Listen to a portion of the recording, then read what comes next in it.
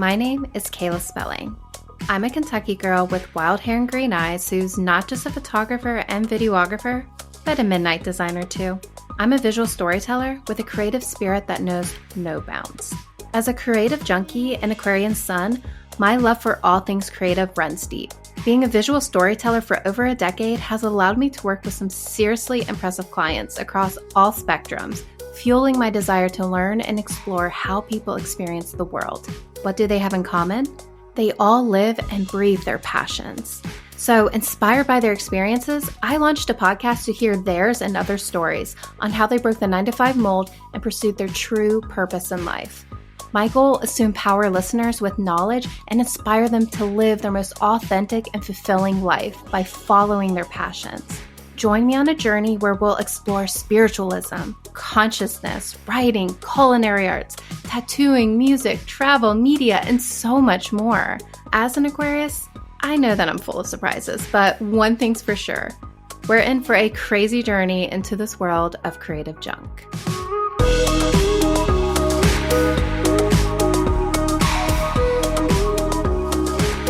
Welcome, my creative junkies. Prepare to be inspired as we delve into captivating conversations with remarkable individuals who are living their passions.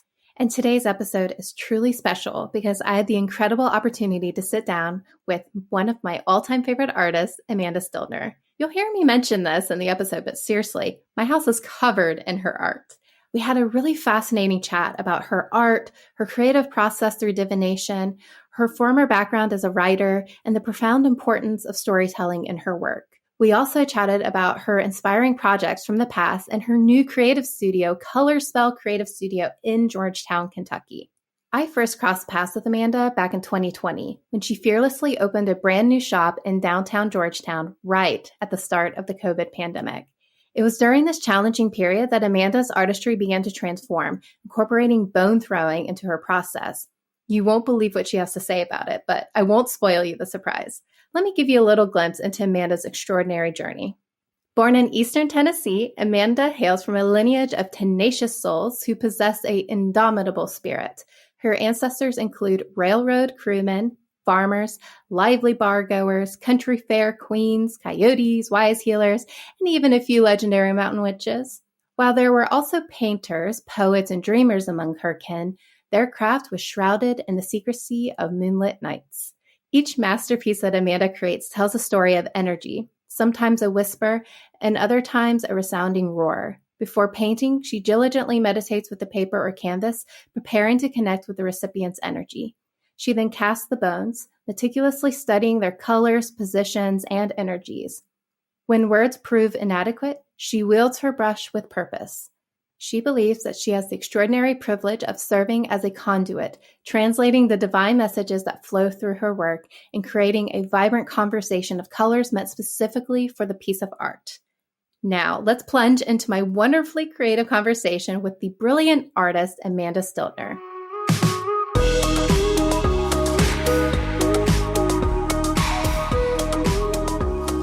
Welcome to Creative Junk. Thank you so much. Yeah, absolutely. You were one of the first people that I thought of when I was creating this podcast because, as you know, I'm a frequent buyer of your art. You were one of my best clients for sure. It's so true. Like my whole house is Amanda's art. And yeah, I love it. Like I connect with your art so much. I feel like everybody has that artist. Well, I shouldn't say everybody, but there's a lot of people that have that artist where it's just like the art that they're creating. You're like, yes, you're speaking to my soul. Like visually, like that's exactly what it is. And so I feel like your art is always doing that for me. So it's like, okay, dang it. She put out a new print. I'm going to have to get that now, you know? But yes. I'm so grateful for that. Thank you. Yeah, of course. Well, yeah. And so when I, a little bit now, what an introduction. Yeah, of course. Well, yeah. And when I was putting together this podcast, you know, it's really about people who inspire me, especially creating their own businesses or just like going after their passions, right? And just doing it and with the fear and all of that, just like, you know what, I'm doing it because it's what fuels my fire, my inner fire. You know, it's like that need of what I need to do. And you've just, over the past 2 years of watching you and different projects that you've done, I just see that so much with you. So I'm excited to talk to you about all that kind of stuff. I'm excited to talk too. So, and I mean, I want you to know that I feel the same way. I think that like just what you've been able to create and how brave you are to just go out and like take the world on. I'm so inspired by that. And you travel to all these amazing places and I'm going, oh my goodness, I'd be so scared to do that. But I like watching you do it. I'm like, I could probably do this. I could probably do that. So. Oh, thank you. And that's what's so interesting too. It's like you're doing your thing and you don't even know who you inspire, you know? Yeah. And so it's always cool to hear that. You're like, oh, well, I'm glad that I can be that for you. You know what I mean? That I can share my experiences and that connects with you as well. So that's really cool. Yes, absolutely. I have a friend in here. So we may, listeners, periodically hear, I have a cat named Fitz, F. Scott Fitzgerald is his whole name. I love it. Yes. And I could keep him out of the room, but there's just no way. He would like break down the door and just go crazy. So he's in here. But yeah, sometimes it's like, of course, when I'm recording and talking, he's like, oh, hi. He needs to come in and like say hello. And I mean, honestly, I kept hearing a cat meowing and I was looking around because I'm thinking our studio is just such a like weird little place. It's like we get cat friends that come and visit, and then they're if you walk outside, our building's one of the oldest buildings in our town. So if you walk down this, there's like an alley between my building and this rock wall, and it's just overgrown with volunteer tomatoes right now. So it's like we just have all these gorgeous tomatoes growing on the side of the building. Oh my God, I love that. Well, I want to start off because, gosh, I have so many questions for you. I hope you're ready. And they're all good because they're all about your art. So get excited. But I really first just want to talk about your background, just how you got started in art and started exploring your art form. And I know that that's from what I was reading in your bio and stuff. I know that that's evolved over the past few years too. Like you've introduced some new elements to that. So totally, I don't know how you want to go about all of that, but I just love to kind of know more about your background with art. Yeah, absolutely. My background actually started with writing. I was the creative director for Kentucky Monthly magazine, and I started there as an intern when I was in college, and I just loved it, and they couldn't get rid of me. And my senior year of college, the assistant editor was leaving her position. She decided that she wanted to just start working from home and just be with her children. And they were talking. I heard them talking. I'm, like a little intern at this point. I heard them talking about like, who are we going to get to fill this position? And I'm going, I know this is my dream position. Please, me. So I took the editor to lunch and I said, listen, I really want that job. And he laughed and he was like, you're not even graduated yet. And I said, let me do the job for 2 weeks for free. You've got the work done. And if it's great, you hire me. And if it's not great, then you got 2 weeks of free work. And, it holds you over until you actually hire somebody. So they let me do it. And at the end of the first week, they hired me. And so I had this really great job while I was still in school. And I mean, there were so many like cool opportunities with that. You don't think about like a regional magazine having opportunities but I was getting to interview celebrities. I got to meet Muhammad Ali. I was getting to do all of these really amazing things. And then because I was so young at the time, my editor, he had this vision for a column that he always wanted to do, but everybody else on staff had little kids. So he said, listen, I want to, and this was like seriously like a Friday, we had a 2-hour lunch and we were just, kind of a chill editorial staff. And we're sitting around the office just talking about things that we would like to do with the magazine. And he said, I've always wanted to do this thing where we go through the alphabet and like you travel to a town that starts with the letter A and you write a story. You don't do any research whatsoever. You just go to this town and you meet strangers and you talk and you come up with something. And, when we're talking about this, like, I think our vision was it was going to be something like you'd see in, like a Southern Living magazine or something, where it was, this is where you go get really great pie, or this is where you go and shop. But I did that first one, and the couple that I met, they were just telling me the whole time, well, there's nothing here. I went to Amandaville, Kentucky. And this was like right at the point before, I mean, we had Facebook and stuff like that. So this was about, I think, 2009, I would have been doing this story. So I had a GPS, and that was it. Like, it wasn't like I was going to these places and I was Googling where I was going, or I wasn't allowed to do any research before. So I was like rolling up into these towns and just knocking on doors. Like, hi, I'm Amanda. What's your life story? And that first story, it was just an incredible story of this couple who they had been high school sweethearts. They fell in love. She ended up getting polio and was in an iron lung in Louisville. So they were separated for many years. And then her name's escaping me right now, but the woman from Gorillas in the Mist, the story about, there's a movie called Gorillas in the Mist. I can't remember what her name is. Forgive me for that. But that was her physical therapist before, any of this had come to be, that she would go to, work with animals and stuff. But this was her physical therapist, and she had taught her how to sew again after, going through all of the stuff with polio. She was paralyzed on her left side. So she ended up getting this sewing machine that was adapted to her abilities. And she started like creating art and doing this. And one day she saw that his father had passed away in the newspaper. So she just, on a whim, calls him and is like, I have always had feelings for you. I've always felt like I had this connection with you. And he said, I've been waiting for you my whole life. And they got married, and she made her wedding dress. And like, this was this couple who was just sitting at a table going, yeah, there's nothing in Amandaville. This is, nothing here. And it was always, stories like that. Wherever there are people, there's going to be a story. And I went all the way through the alphabet, just meeting, interesting people and I ran through a cow field one time because I spent the entire day in this town and didn't see a living soul all day. Finally, I'm getting ready to leave. I'm about to give up. I'm in tears. And I see this man walking through a cow field, and I jumped the fence and chased him through the field. I'm Amanda. What's your life story? So, but I mean, like, the stories where, I met this man who was the dentist to the Prince of Saudi Arabia, who had come back here to like his like ancestral ground to farm it. And he'd grown up here in Kentucky and then went and traveled the world and had this like really amazing career. And then when it was time for him to retire, he was like, I've seen the whole world. I just want to be in Kentucky.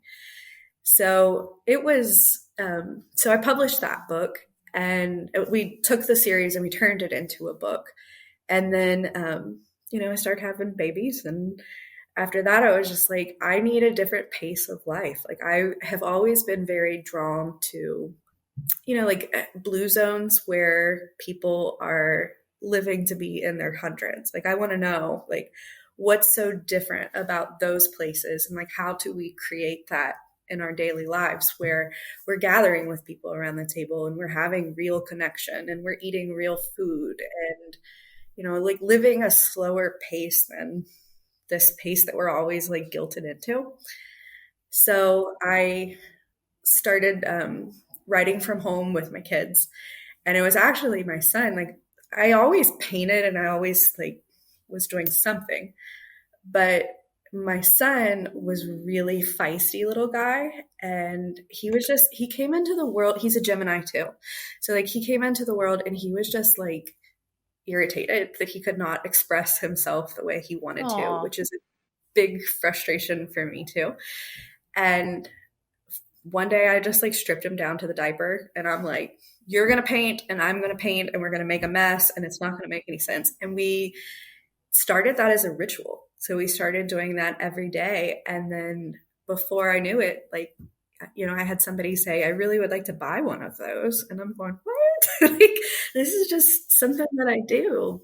So I started a studio at that point where I would, and my real mission with starting the first studio was just getting people to the table, because I felt like there's so much expression that doesn't happen. And that's like when we go soul gray, is when we're not tapping into that. And what I saw over and over again when I was traveling for A to Z was that there'd be these people who are artists and they're painting in their barns and they don't identify that as art. And I think, like, particularly in the region that we're in, there's not a lot of art education. And that expression is so critical. It's in our blood. Like, it's just like ready to come out.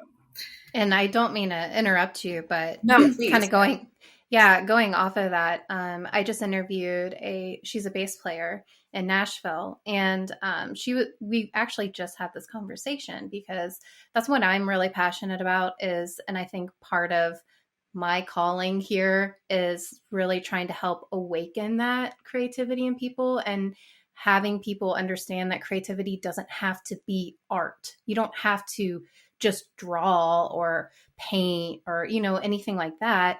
Creativity can be anything. And she made such a valid point where she was saying that she had a friend of hers that was always just kind of jealous of her and frustrated. She's like, gosh, you're just so talented. You can create all this great music and you can do this and this. And Sissy's like, yeah, but you're a mom and you're so good at it. She's like, it's incredible how good she is with kids. And you see that creativity and that aliveness come out of her friend when she's with children, working with them and stuff like that. And she's like, that's something that I could never do. And so I think she's right. Like, there's different ways that we can express creativity, and it's just finding like what that is. And yeah, if it is like painting in a barn, or maybe that's, I don't know. I bring this up a lot, but I'm working with someone who's really into pickleball. It's like, hey, if that's get creativity out of you and it's fun for you, why not? Yeah. you Yeah. know? Well, I mean, I think like creativity or expression, so much of it is just moving energy out Yeah. and putting it, like, it's allowing it to go through you and to, turn into something else. And exactly, like, if it's working with children or it's pickleball or whatever, it's just about moving that energy. Yeah. And I think what happens so often is, and I mean, I'm working full time as an artist, and that's a privilege. And Yeah. I realize that it's such a huge privilege. But I also really try to teach people that expression and creativity does not just belong to people who are making their living off of it. Like, it Yes. has to be like kind of untangled from, money. Expression can just be about sitting down and releasing that energy. Mm-hmm. And I think that having spaces where, I've got people who come to the table and they paint and they have no intention of becoming, someone who sells their paintings, and unfortunately, so much of what we hear as kids is, you get to that like age where you're like 9 or 10 and you start to realize, maybe this isn't my thing. Yeah. I'm not going to make this my job. Yeah. And you lose it. Mm-hmm. But there's some point where everybody was laying on their belly playing with crayons and painting. And yeah, I remember when I was little, I actually it was like in elementary school, and I did such a good still life drawing. I'm assuming probably if I would have continued on with art, I probably would be pretty decent at it, but I didn't because I was encouraged to do other things. And especially like, that's not a job, that's not a career. You don't, that's just like a side thing or whatever, so I focused my attention on other things. But yeah, it's like, it doesn't have to be a job. Like you're saying, like it literally can just be for fun or just like to get shit out. to get it out. And like, and then even if it's something that like you're consistently doing, I mean, I'll have people who will come to painting workshops, and they are people who have not painted maybe since they were kids. And the entire time they're like, well, mine doesn't look anything like yours. Well, no, it doesn't. But I have also committed a lot of time Mm-hmm. to shitty paintings over the years, and feeling like, and allowing myself Yeah. to have shitty paintings, because, like, I think what happens so often is somebody will start something and it's not great. And they're like, I'm not good at this. And you have to work through not being good at it a lot of times before all of a sudden something starts to click and you find your thing. And I feel like that's with anything. I think that, what really speaks to me about abstract painting in particular is there's always an option to fix it. If I don't like it, I fix it. And that has translated into every part of my life. If it doesn't work, then Yeah. I'm gonna edit that and fix it. That's kind of how I came to it. I had a fussy baby who who needed to slap some paint with me, and Oh, it was well, a I'm so medicine for thankful to both of him us. too. Thank you. Hey there. I know this conversation is super interesting, but let's take a quick break. Here's a special message from one of our awesome sponsors. Experience pure magic and rejuvenation with Wicked Obscura, a women-owned apothecary and candle shop in Covington, Kentucky. As one of the owners of this company, I can assure you that we believe in the power of nature and spiritual well-being, which we infuse in every handmade item that we offer. Our candle selection, made of coconut soy and infused with herbs and crystals, give off an unforgettable scent while promoting a peaceful atmosphere. With wood wicks and 100% safe ingredients, our candles provide a touch of magic in every home. Don't miss out on this special offer. Use code CreativelyWicked at checkout to snag 15% off your next purchase and experience the true essence and light of Wicked Obscura. Start shopping now at wickedobscura.com. Use code CreativelyWicked at checkout to snag that 15% off.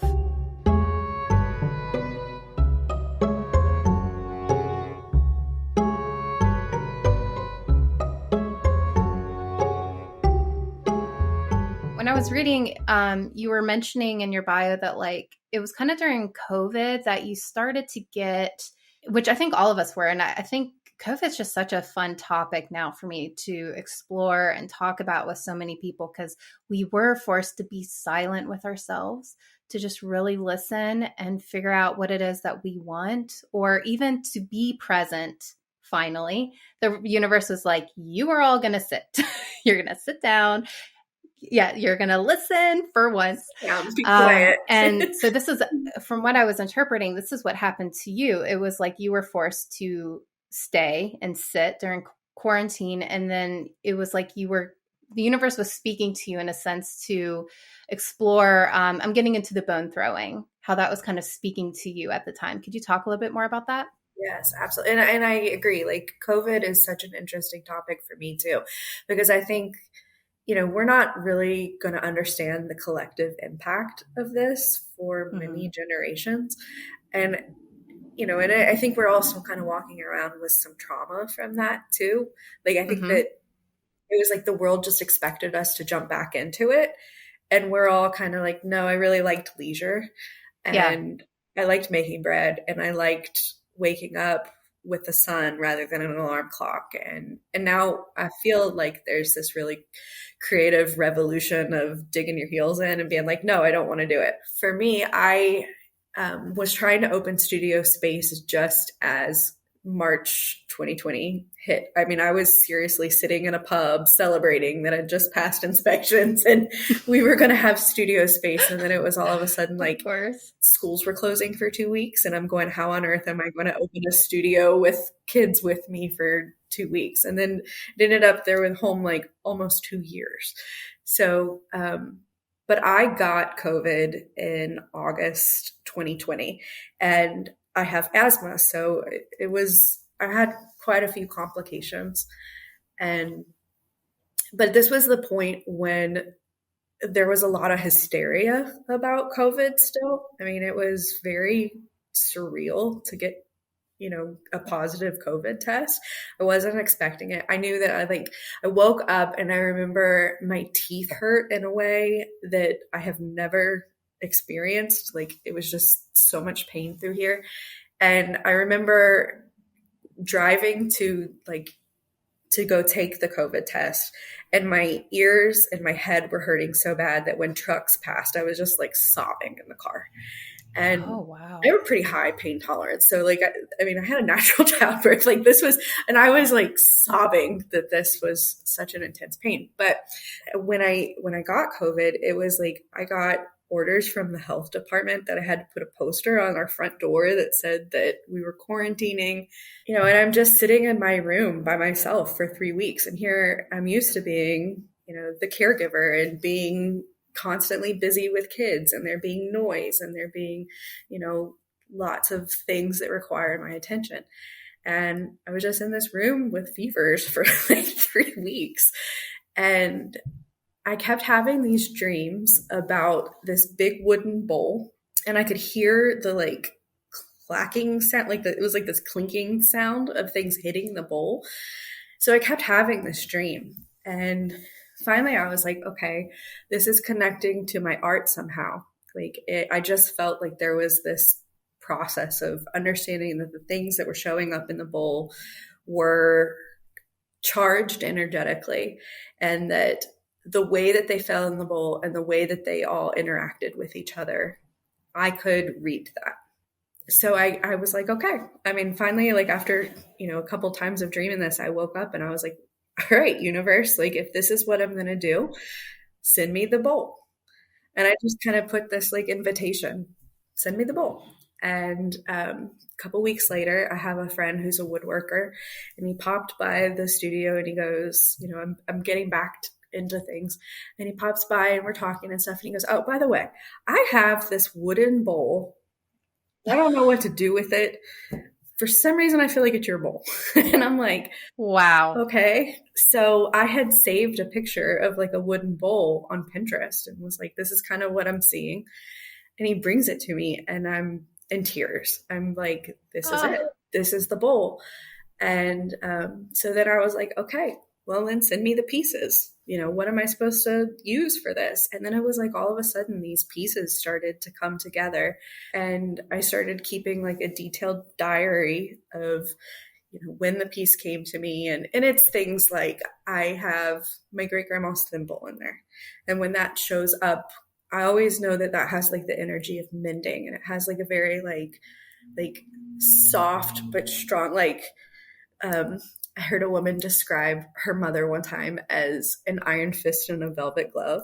When I see that the thimbles come up in a reading, I always know that it's this like very sturdy, strong, but soft feminine energy. And so like I just started keeping this journal, and I would write out, like what this stone meant or what this pebble meant, or, and just keeping that. And then I started doing readings for people. So what I'll do is I will put my hand in the basket and throw it into the bowl. And then I write that on the back of the canvas or the paper. And then I use whatever colors appeared in the reading. So, if there were lots of blues and driftwood hues or pinks or amethyst, I'll paint with those. And I never know what the painting's going to start out as. I just kind of start working with the energy. And then they just turn into something. So I've had some very last year I had to kind of take a little break because I had several really like heavy grief ones back to back. Mm. And Mm-hmm. it's been a practice of learning how to let that energy go through me and not to stay with me. Because when I first started doing readings and I would have like a heavy grief one come up, I could just it was like just getting stuck in places. So I had to really learn how to allow that to move through. But it's been such a learning process it wasn't like there was no training. It was just figuring it out. Yeah, that's so cool. I was very curious about just that story of you, well, just in general, just like the whole, like how you got that inspiration literally in dreams and the bowls presented, and then just your whole process of how you've made that your own. And that's just really cool. So do you use that process with everything that you paint now, or is that only like specifically like I'm doing color readings, so I'm using like bone throwing? Yeah, I do it with almost all of my paintings. Like it'll be very rare that I'll sit down and just paint something unless I'm just feeling like it, and even those, like, they all kind of come out being a journal. I think this process has like really been great for me because it combines writing and the color play of, like, just experience. And I use the word, or the words, color play a lot, because it's, for me, it's just getting to this place of allowing that, that space for mistakes or experimentation, and just seeing what it is, and kind of trusting that, like, when the paint falls on the canvas, it's the right thing. Like, it's a co-creative process that's happening. And, whatever you want to call that co-creative process, if you want to call it, divine energy or whatever, I don't have words for that yet. And I think it's just kind of a dance of using those, like the writing and using the paint and all of it into one place.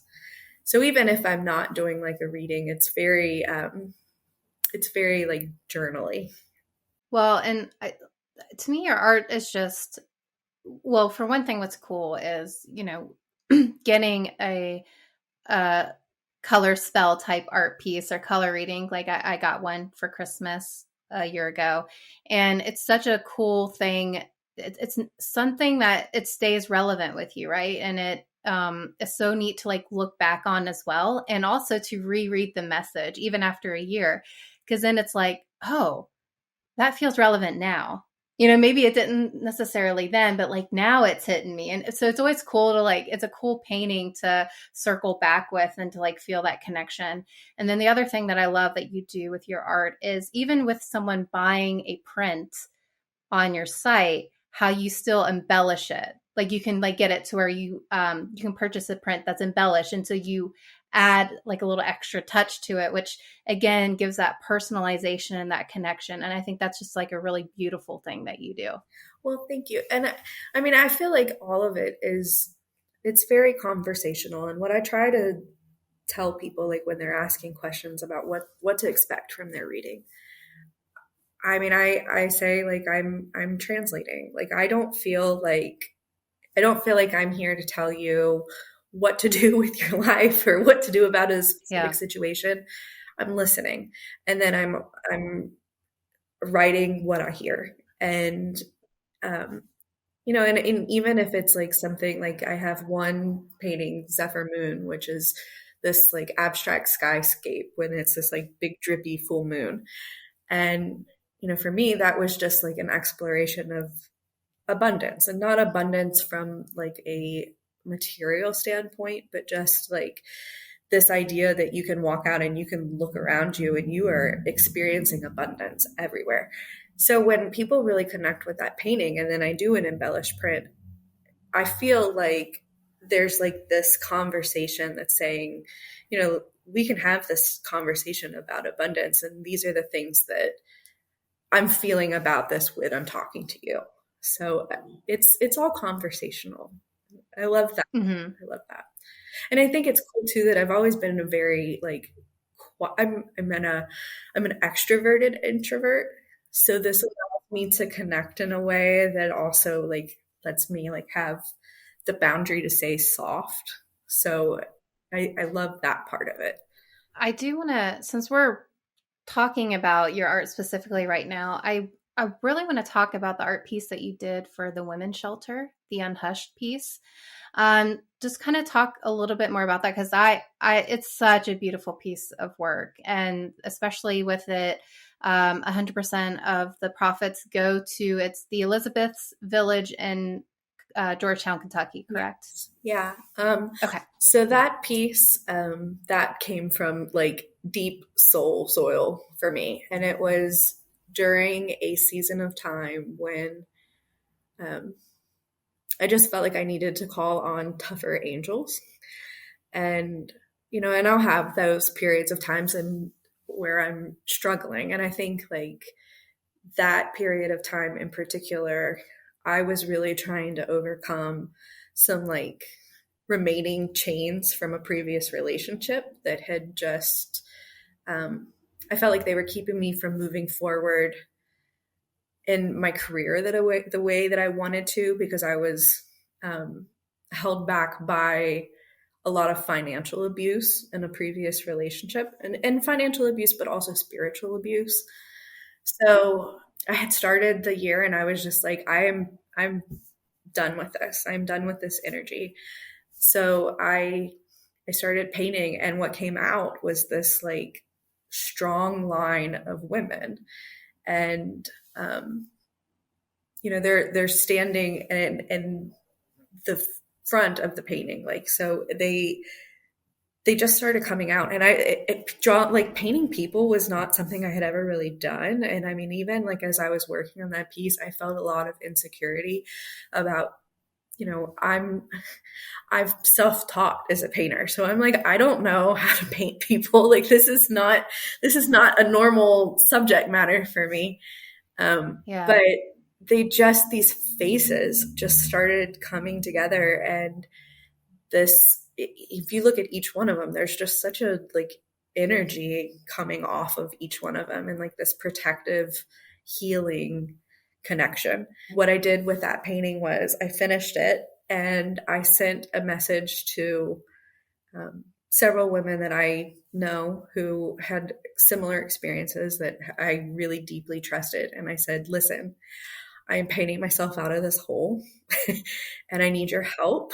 And they were like, okay. So I knew that there was a debt that I had to pay off, that I needed to I needed to be free of it financially, but I needed to energetically be free of it. I needed it to Mm-hmm. not be like shackling my leg anymore. And I said, I have this goal, and anything beyond this goal, I'm going to give. And I met the goal within 24 hours. And it was a That's so incredible. big goal. So it was, like when the last order came in, and I had like a TikTok that went viral too. So it was my kids and I were keeping a map in the office. And anytime we shipped it somewhere, like we were marking, all of these amazing places we were shipping this one print to. And it pushed me through a lot of the things as a business owner that were still big insecurities for me. Like, I know this is going to sound Mm-hmm. so silly, but I was terrified. Like, I have a lot of like resistance about shipping for some reason. Like, I get very nervous, like going to the post office, and I have to like talk myself into this. And it's just silly things like that are, those weird stories that we've told ourselves. Like I've always been like, I don't really pick up patterns very well, like from like what people are doing. So I always feel like everybody knows what they're doing and I don't know what I'm doing. So then I feel really silly. And then, so like I get to the post office and I mean, this huge box of these prints that are going to go all over. And I'm like panicking because I have to go like ship this many prints. And I'm just sitting in the car and I'm like, I am going to meet the nicest people. They are going to be so excited about this. This is going to be so great. And I walked in and they were like, there was nobody there. It was just, they had plenty of time to help me. They were very sweet about it. They were very encouraging. And it was, I got back to my car after that and watching that I had surpassed this goal and I had freed myself from this ridiculous energy of this past relationship, and that there were people there who were excited to be part of that process and to like guide it. It was such a shift energetically for me and my art, because after that it was like I can do whatever I want. Like, I'm sending paintings to Germany, and now I'm doing this, and now I'm doing this, and now I'm opening a studio.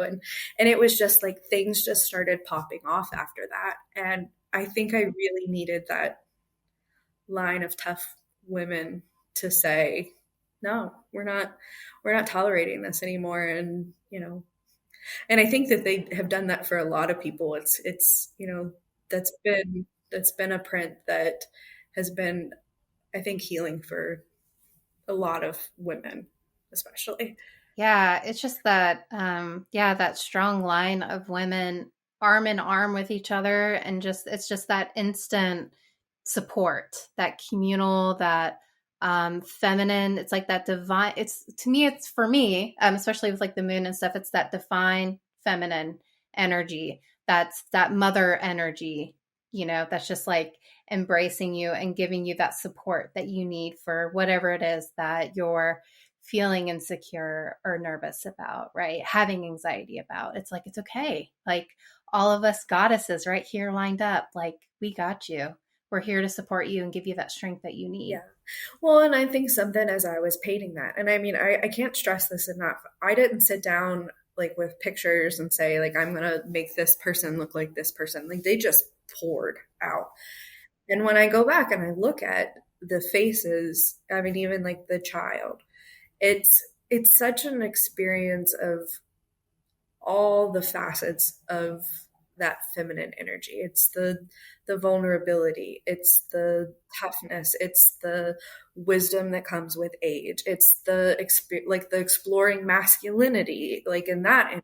So it's that all comes through, I feel like, for me. And it was such a like experience of, maybe like a self-portrait in a lot of ways, where it was, I'm all of these women. We're all of these women. Like we've got all of these traits. But it launched me, and I named it Unhushed because I was just done. I was just done being quiet, and I wish that for more people, that they had that freedom of expression. Well, and isn't that like kind of the narrative too that's been going on, especially for women, since like, gosh, almost like 2018 or a little bit earlier, but like with Me Too and stuff like that. I'm not trying to get like super political or anything like that, but it is like, I feel like, over the centuries and stuff, we have had this like very subdued and silence. And now the past few years, you're just starting to see that come out more, where people aren't being hushed anymore. And they're really starting to express themselves and be more vocal, just saying how they're feeling, and like realizing that I feel this way and that's okay. I don't need to validate why I'm having anger right now or validate why I'm upset. Like, I'm just freaking upset. And so I think it kind of speaks to that too. Like, we're just in this like really beautiful phase where we're all starting to kind of break out, and no matter our gender or anything, like really just find our voice and who we are. And to me, I feel like, I have a background of a lot of religious abuse, I would say. So there's definitely, my 30s would be defined as like a season of unlearning and a season of, I kind of just had to go through this period of time where like I erased all language that I had before, and was kind of like a reprogramming almost of your brain. Yeah, like I just or needed deprogramming. To, like, you were going through a deprogramming. I needed to just be like wiped clean and be like, show me. I want to see it. I want to be in the mud with it. I want to like, I want the wild honey experience. I want that. And it was, and I, what I come back to over and over in that like experience is just how tough and how much grit and strength there is in vulnerability and softness and connection, and and how like shame is what actually squashes our expression, and it's what squashes our connection with each other and our connection with whatever that divine thing is. I mean, it's the biggest like wet blanket to throw over all of it, and I think that like right now we're in this really interesting season of life for like the collective, where we're all kind of, looking at that softness and being like, wait a minute, this is actually really powerful. And like a lot of shit gets done when you put that energy in the driver's seat. We're so used to like this like very like aggressive energy being in the driver's seat, but like maybe this intuitive like nurturing thing is exactly what we all need. Guess what? It's that time again. Time to pause for a moment and listen to a special message from our incredible sponsor. Divinely selected places have secrets and mysteries within them that cannot be explained, manifesting as hauntings, spectral entities, and supernatural energies, and are all found around the world in the most obscure corners. Unveil the best-kept secrets of the world with Mysterious Adventures Tours. Immerse yourself in the mystical explorations of curated travel experiences, handpicked by passionate ambassadors and guides. Brace yourself for an unforgettable journey that promises to carve out memories like no other. Satisfy your wanderlust by visiting mysteriousadventurestours.com to learn more about their future tours. It's time to tour the mystery and embark on an enigmatic odyssey that will leave you spellbound.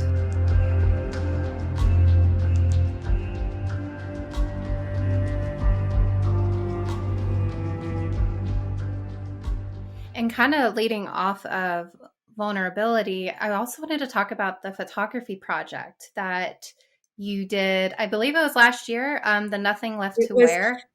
a year ago this month, and Oh, that what was perfect timing. I know, perfect time. It's so funny because it's like it's all been coming up. Like people have been talking about it a lot lately, and we've been just kind of thinking about like what we're going to do because October is Domestic Violence Awareness Month. So Oh, yeah. we've been talking about what are we doing this year, and I don't know. I'm sure you've heard the Billie Eilish song from the Barbie soundtrack. Yes. Have you heard that? I have thought so much about the lyrics of that song and how it feels like such a full circle thing that that song is coming out a year after we did that photo shoot, because what we did was we had this invitation, which started after I have talk about like universal winks kind of thing. I have this friend, Nicole Maxwell, and she sent me a message and she's like, Amanda, I am not creative at all. She's a realtor. She's like, I've never done any kind of like art project whatsoever. And she goes, but I need to have coffee with you because I have this vision and I just feel like we need to talk about it. So we go and we have coffee. And her explanation to me was, I just envision all of this flesh. And it was, like we're both like laughing about her saying, I just envision all of this flesh. But we had both gone through some pretty significant like reprogramming about disordered eating and body image and movement and those things. So she was like, I just want to see this room with all of these women who, and, just people, like all of these people who are just showing up in their skin and saying, like, this is who I am. And so we were like, okay, let's pull this together. So we put out an invitation within our community, and all of these people started responding right away. Like, I want to be involved. I want to be involved. And, we organized this day. So we had this really cool location, and you just had people walking around in their underwear, eating pizza, Love and it. talking, dancing. We had people getting their bodies painted. Like, it was just such a liberating day. It was just wildly liberating. And then these people would go up and they would do their photo shoot, and it would be like, we had several like domestic violence survivors, and they, would just tell their story through this. And then we had one woman who she is just like the most fascinating gothic style. Like, she's so fun to look at.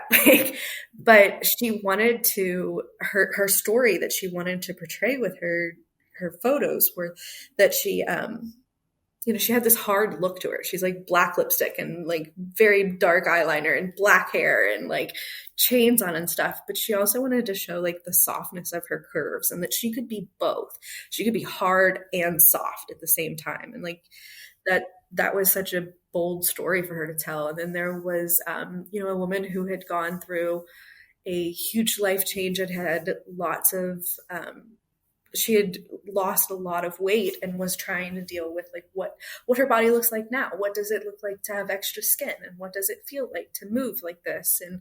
Um, but then to also just be so proud of herself, like to feel simultaneously pride and shame at the same time. And how often it is that, like, as women, we're looking for this permission to be a lot of things at once. Like, we don't get that enough. So we ended up with this incredible collection of these photos, and we put them on exhibit, which kind of like shook our town a little bit because we're in a pretty like, conservative town, and you've got we've got like teachers and all of these women and realtors and the women of the community and in their underwear, and it was just fantastic. Like it was just really cool to be part of. And like what we really wanted to do with that was to just kind of reclaim. I mean, how many times have you stood in front of the closet and said, I have nothing to wear? And like that's something that we've just like all done, like had that feeling of frustration of like, I'm trying to prepare myself to go out into the world and I don't have the right pieces to pull myself together to go out into the world. And it's all about perception then, like I don't have the right outfit to go out so that everybody perceives me. So we wanted to call it Nothing Left to Wear, because it's like, how many times have you said, I don't have anything to wear? Well, no, like I have nothing left to wear but truth. Like I am just going to show up as myself. Yeah, that as you stated about the project, like that bare authenticity, and going back again to vulnerability, just being able to be in that vulnerable state of you literally just being in your skin. Right. I thought it was such a cool project, and I hate that I wasn't able to see it. So yeah, if you guys do something like a photo book or something, I'm all about it. I would love to do a photo book. And actually, like, that's really brilliant. I'm glad you said that, because now I'm like, oh, maybe that's what we do. But I mean, if you ever want to like partner and do an international version of this, we totally pull that together. Oh my gosh, I already know some people, so don't worry. Like I could totally make it work. Yeah. Oh my gosh, that would be so fun. Yeah, absolutely. So yeah, well, sidebar. We'll figure out that project. But yeah, because obviously it needs to be universal. Like, you know what I mean? Like it's something we all, and that's the thing that I reflect on a lot, is just the whole collective and the oneness, and like really finding those moments when I just register like we are all connected. Like we're all going through a lot of the same things. I'm not going to say everything because everybody's life is different, but there's a lot of these things that we're all going through, especially like these, like being vulnerable, like embracing, like being in our own skin and just seeing the truth within. Like these are all things that universally we all deal with. And so it's a really beautiful thing to explore that together, and to also have different stories, which again is such a great tie for you because you're such a storyteller, right? Even starting in the very beginning of this talk. So it's like all of these people just have such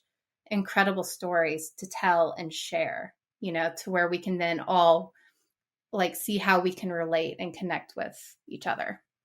Well, I mean, I think a lot about how as artists and creators, we are like living in a time when we have so many resources to be able to create those stories. I mean, you can make a movie with the phone in your pocket. You can do all of these things.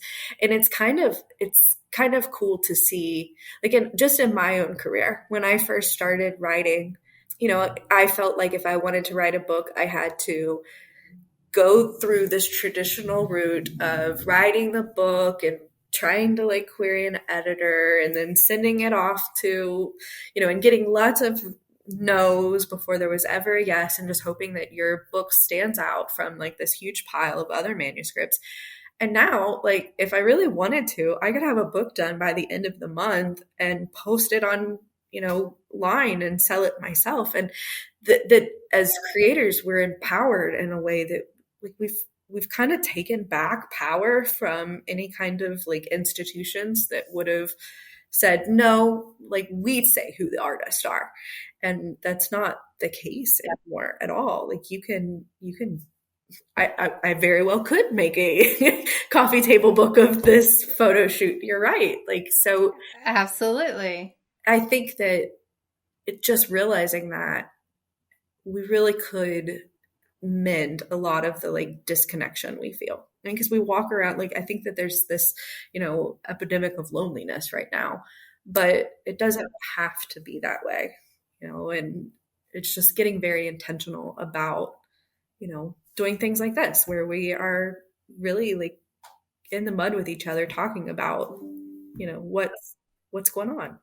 Yeah. And we do different types of art, right? Like I'm more of like a digital artist, but I'm still creating stuff. And so it's always cool to talk to. And that's what I really enjoy about this podcast is talking to um, different people who are creating, right? Or developing these different ideas and stuff. And learning just more about them, hearing their stories and like where they come from and what's inspired them to create whatever it is they're creating or working on, and what makes them so passionate in their life. Yeah, it's just such a cool way to, yeah, again, just connect with people and to get Yeah, I inspired love by it. each other, I love it. I love that you're able to facilitate that too. That's because that's a gift too, just to be able to draw people in to have those conversations and hold space for, I mean, your listeners too, like to hold that space.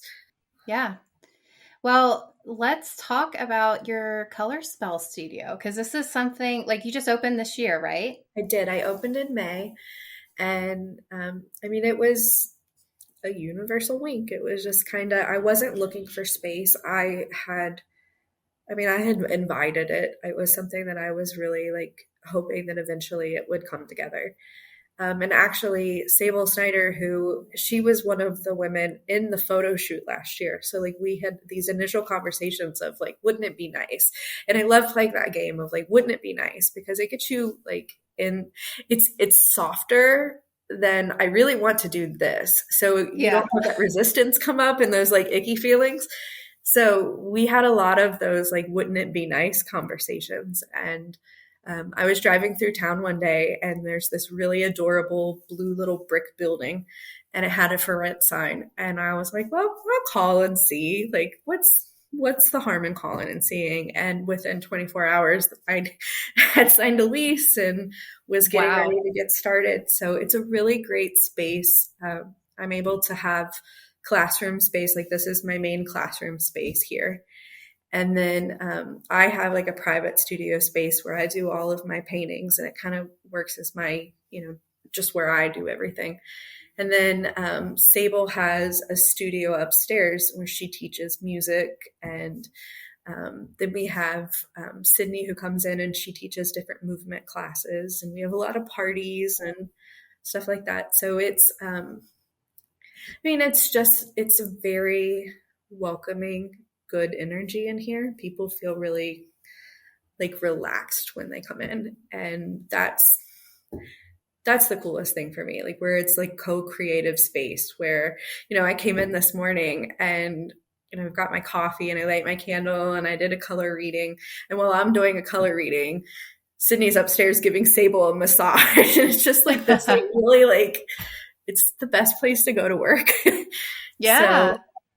it's been really wonderful. Yeah. So are there any other projects that you're working on? Like any other side, like passion projects? I'm writing a novel. So Love it. I've been working on that for a while. And I actually had a really great conversation. We had an open house on Saturday and our friend Joy came in and we were just talking and I was saying like, I feel like once I get this settled and I can, have some space to do this and she looked at me and she was just very honest and she's just so soft. She's just like this like soft energy and very quiet. Like you have to like be very intentional to listen to her. And she's very softly goes, that's bullshit and you know it. And so since Joy told me it was bullshit on Saturday, I have been very intentional about making time to write because she called Love me it. out on it. So yeah, I mean, I think like just in this season, I think color and painting has given me language during a period of time where like words felt very dormant for me, and space to heal through, I think that if I would have finished, I started writing this book when my daughter was a baby and she's 12. So like if I would have published this a decade ago, it would have been a very different book. It would have been a very different world. It would have been, it's not, it needed the time to do its thing. And I think that in this period of my life, I just realized that there's kind of this, dance all the time where you don't want to not do the thing, but then you don't want to rush the thing either. You want to, it's co-creative. It's just this place of, allowing, intentionally allowing. I'll say intentionally allowing. So that's what I'm working on. Oh, that's awesome. So what's currently inspiring you right now? I really feel like the shift in the season, like I feel like we're going into, like we're in that really great light part of the year, and I can feel that energy about to break, and it's going to start to shift into like the dark part of the year. So I've got 2 workshops that I have coming up that are both 6-week series. And one is just like using intuitive art to unblock that energy. And I feel so soft about both of these workshops. The second workshop is it's going to be like a study of, can you hear me over the sirens? Yeah. My studio is across the street from the fire department. The other study is just exploring the text of Untie the Strong Woman. And it's Clarissa Pinkola Estes, who's the same author who wrote Women Who Run with the Wolves. I don't know if you've ever read that before, but they're both beautiful books. And just during this season, I just feel like inspired to softness and, just like sitting with crackers and fig jam and Gouda and good conversation and like slowing down and being in the sun while it's sunny. I mean, I have a pool and I'm such a water baby. I want to be in the water all the time. So like I have to stop like at 4:00 every day. I'm like, I have to go to my office, and my office is a yellow inner tube. and then I get in and then I just recharge for the coming dark days. So yeah.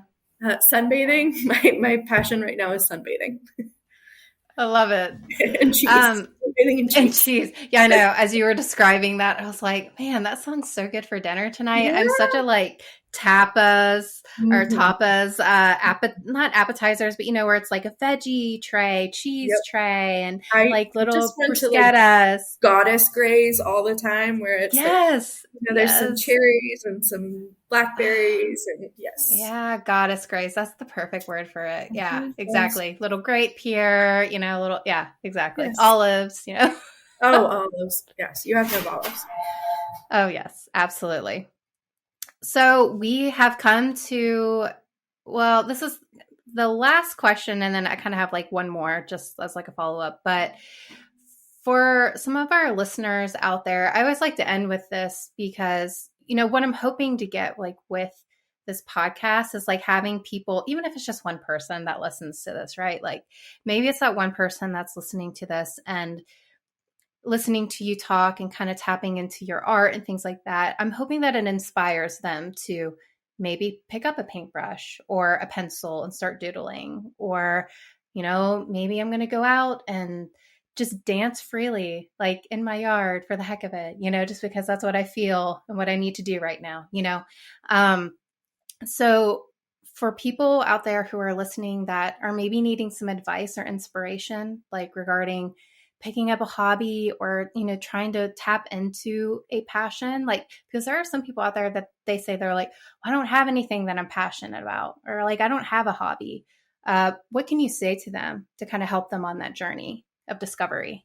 Well, I think that for one, like so much of expression and art, it's just audacity. It is just like showing up anyway. And it is like, even how artists price their paintings, like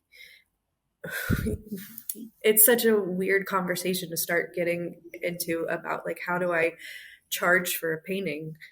But it's audacity, that's how like some artists are able to be like, yeah, you know what, this painting of a banana is $10 million.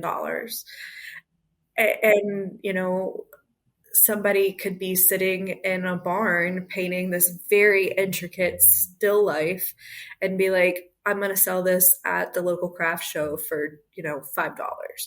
It's really just this constant work of self-worth and unlearning these like scarcity blocks that we have, these scarcity stories that like are way into our DNA, like from generations before us.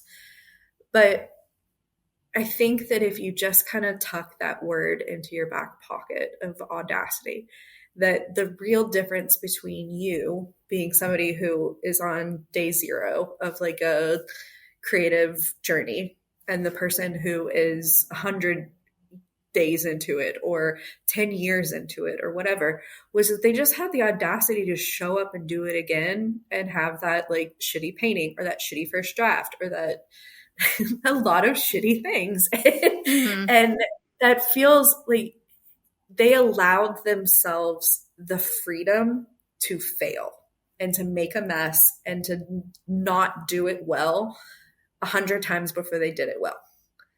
And the thing is, like, it can just be play. It doesn't have to be something that you're going to make a lot of money on. There can be just this like sweetness of you experienced showing up for yourself. Like, if you want to sit down and do a watercolor, maybe it's just that you spent 30 minutes saying no to everything else and yes to yourself. So it doesn't have to be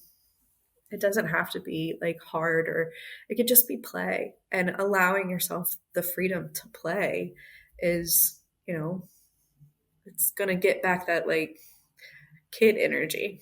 Yeah. Oh, yeah.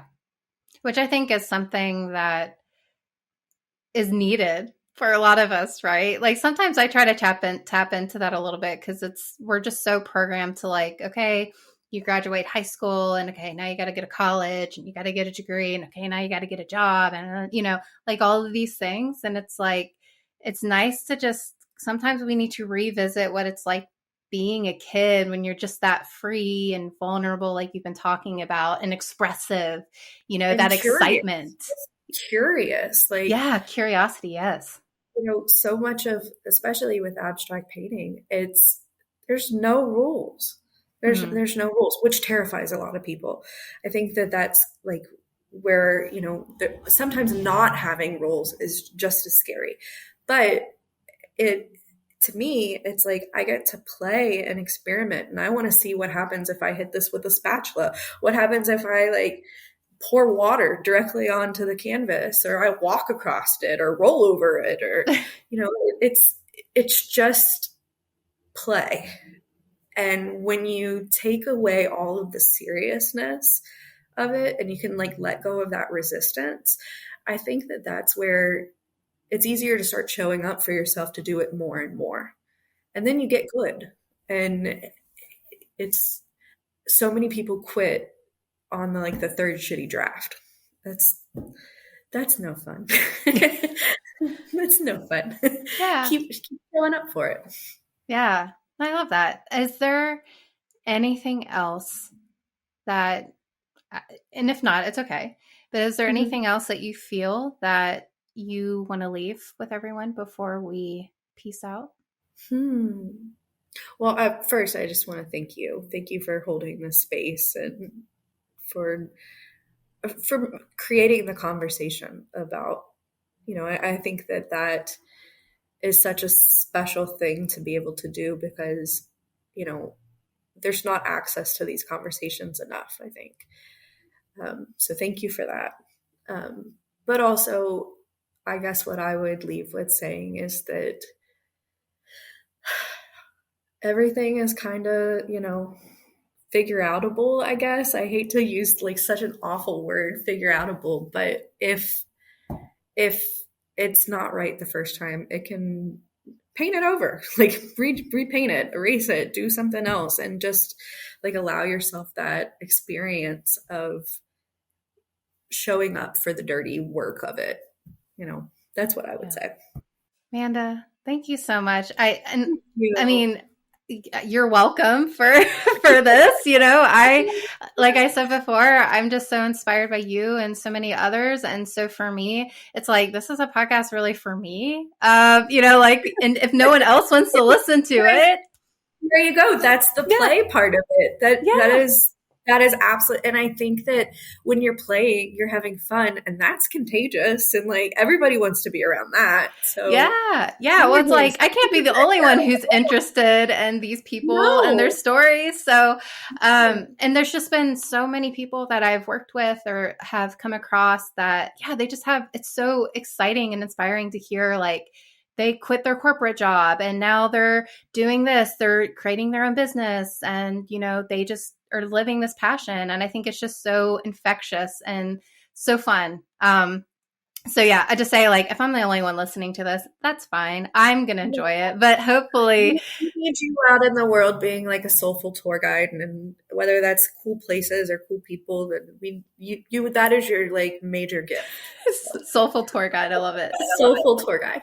Well, again, thank you so much for taking time out of your busy life to sit down with me and be vulnerable, right? Be vulnerable and authentic, and just sharing with us your heart, because really that's what art is your heart.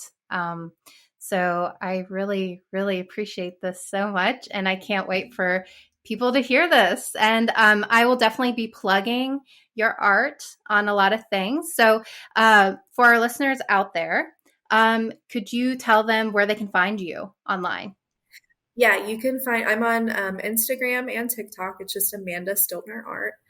And then you can buy originals or book readings or do commissions on my website, and that's amandastiltner.com. Awesome. All right. Well, thank you so much, Amanda. All right. Thank you. Have a great day. Thank you. You too. All right. Bye-bye.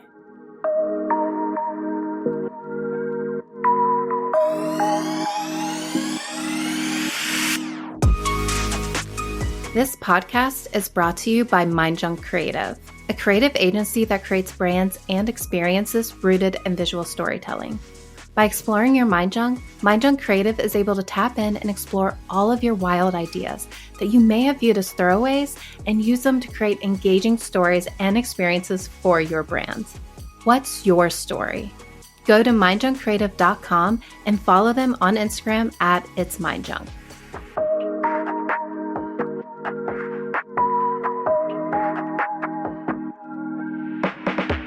Let's give a huge shout out to Amanda for that truly inspiring chat. Who else is feeling the urge to grab some canvases and paint their heart out? Just go for it. Be sure to click the links in the episode description and show notes on our website at creativejunkpodcast.com to connect with Amanda on social media and explore her website. If you happen to find yourself in Georgetown, Kentucky, don't miss out on one of Amanda's amazing art classes. And hey, don't forget to say hi for me. And keep coming back to our website for all the latest updates from our incredible guests on Creative Junk. If you haven't subscribed yet, well, what are you waiting for? Find me on Apple Podcasts, Stitcher, Spotify, or any of your go-to platforms. And leave me a review and share it with your friends. I'll be forever grateful. Also, if you have any thoughts on today's episode or must-hear stories, hit me up at hello@creativejunkpodcast.com. You know that I love hearing from you all. So until next time, catch you later, folks.